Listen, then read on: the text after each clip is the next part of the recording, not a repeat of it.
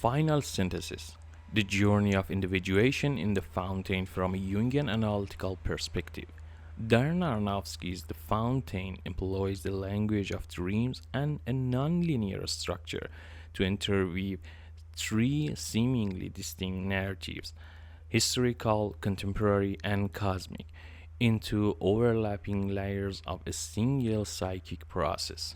This study demonstrates that the film's central conceptual axis is the transition from the denial of death to its acceptance as the necessary condition for psychological transformation, a process Jung identifies as individuation. Throughout this journey, Tom evolves from the state of the ego imprisoned by its fear of annihilation, symbolized by the fear of the inquisitor in the historical narrative and by scientific obsession in the modern one, toward the self unified with the cosmos as visualized in the scene of his union with the tree of life. Izzi, in this framework, is not merely a complementary character but the embodiment of Tom's anima, the intuitive and receptive dimension of his psyche that perceives death not as an end but as an integral phase within the creative cycle. The final snow scene marks the culmination of this individuation by choosing the present moment and relinquishing his obsessive drive to cure death. Tom integrates the anima within himself. The film's key symbols are profoundly Jungian and mythological within this framework. The tree of life as axis mundi both in the Mayan myth of the first father, who through his sacrifice create the world, and in the Zoroastrian narrative of the Gukharan tree symbolizing ferocity and cosmic rebirth, manifests the self archetype.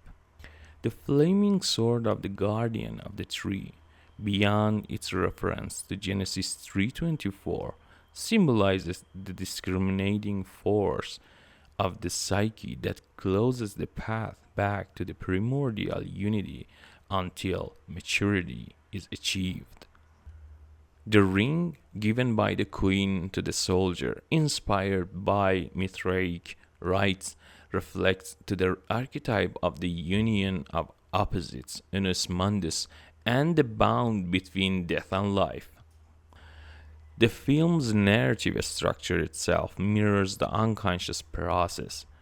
The repetition of scenes with cinematic differences, such as the tour reenactment of Tom's refusal to play in the snow and his final choice, sudden temporal shifts connecting the soldier's touching of the tree to the touching of Izzi's body, and the overlapping of spaces, Izzi's hospital bed next to the tree of life, all reflect language of dreams, a language that Jung considered the most eloquent expression of the collective unconscious.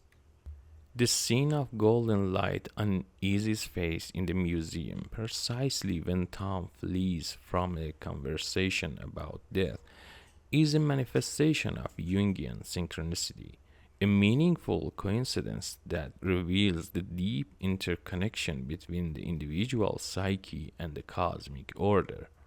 In conclusion, The Fountain is a narrative of the death of the old self as the birth of the new self. Drawing from Mayan, Christian, and Zoroastrian myth, the film demonstrates that immortality finds its meaning not in escaping death but in accepting it as a threshold of transformation. This is the grace that Izzi attained in her death and that Tom discovered in his journey of individuation through ultimate union with the cosmos and the integration of the anima. The final snow play represents the ultimate symbol of this union, a moment when humanity, free from the dread of annihilation, dissolves into the now of life.